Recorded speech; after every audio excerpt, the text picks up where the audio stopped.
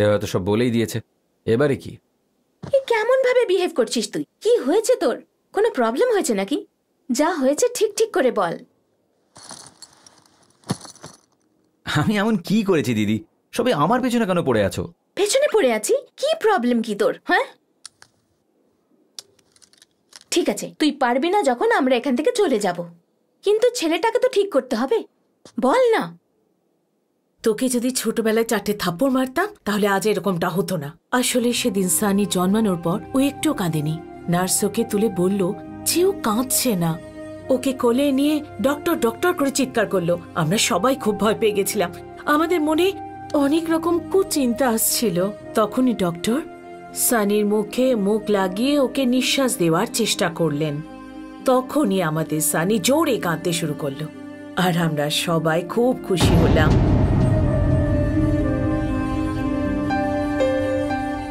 এতদিন বাদে যখন এসব হচ্ছে, আমার মনে হচ্ছে ডক্টরের সঙ্গে একবার গিয়ে কথা বলা উচিত। জানি না কেন আমার এসব মনে হচ্ছে। ঠিক আছে, তোমাদের ইচ্ছে, তোমাদের যা ঠিক মনে হয় তাই করো, আমার কোনো প্রবলেম নেই। ঠিক আছে তো? তার মানে আমার ডাউটটা ঠিক ছিল। সানির প্রবলেমটা বোধহয় সেটাই।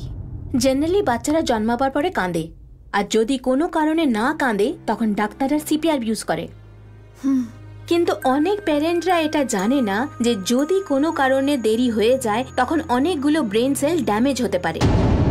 মানে অন্য বাচ্চাদের তুলনায় আইকিউ লেভেল লো, গ্রাসপিং পাওয়ার লো, কম হওয়ার চান্স অনেক বেশি।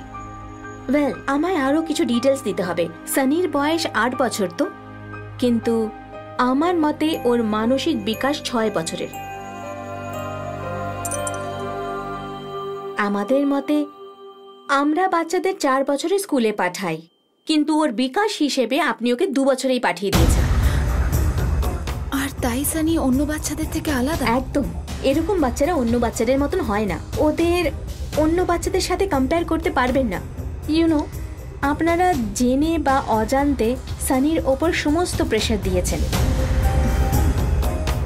আর এই কারণেই ওর কোনো বন্ধু নেই। মানে আমার মতে অন্য বাচ্চাদের লেভেল আর সানির লেভেল একদমই ম্যাচ করা যাচ্ছে না। আর প্রবলেম এটা যে এই সব কিছুর জন্য সানি মনে মনে খুব কষ্ট পাচ্ছে, আমি জোর দিয়ে বলতে পারি। আর তার জন্যই সানি এরকম বিহেভ করে? হতে পারে। আর সানি কেন অ্যাবনর্মালি বিহেভ করছে এটা আমরা কাউন্সেলিং এর পরেই জানতে পারবো। চলো এটা এভাবে খেলি, ঠিক আছে? হাই সানি, এসো এসো বাবু। গুড বয়, কেমন আছো? এই, এটা কি? আমার সাথে ম্যাজিক ট্রিক্স করছো? হ্যাঁ, দেখাও, ওই হাতটা দেখাও।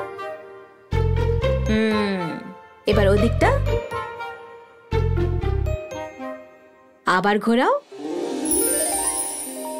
ওয়াও, কি দারুণ! You like it? হ্যাঁ, এরকম ম্যাজিক ট্রিক্স আমার কাছেও অনেক আছে। এসো বসো। এই ফটোটা দেখেছো তুমি? এভাবেই এটাকে সেট করতে হবে।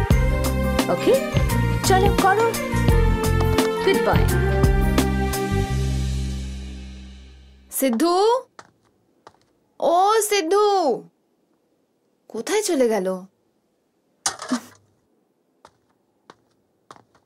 কোথায় গেল সিদ্ধু?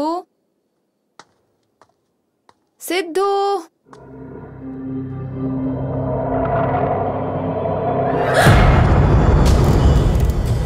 সানি, ওই ওপরে কি করছো বাবু? এমনি বসে আছি মা। সিদ্ধুকে কোথাও দেখেছো? আমি ওকে কোথাও খুঁজে পাচ্ছি না। ও বাইরে আছে তো। বাইরে আছে? বাইরে কি করছে? আমি ওকে বেঁধে রেখেছি। ওকে বেঁধে রেখেছো? হ্যাঁ। কিন্তু তুমি তো সিদ্ধুকে খুব ভালোবাসো। হ্যাঁ মা, কাল সিদ্ধুকে রেখে দিয়া দিদি খুব ভয় পেয়ে গেছিল, তাই রেখেছি। সানি, তুমি আর কোন কোন গেম ভালোবাসো? পাজল ভালোবাসো? ওকে, আমার কাছে একটা পাজলের গেম আছে। It's very interesting.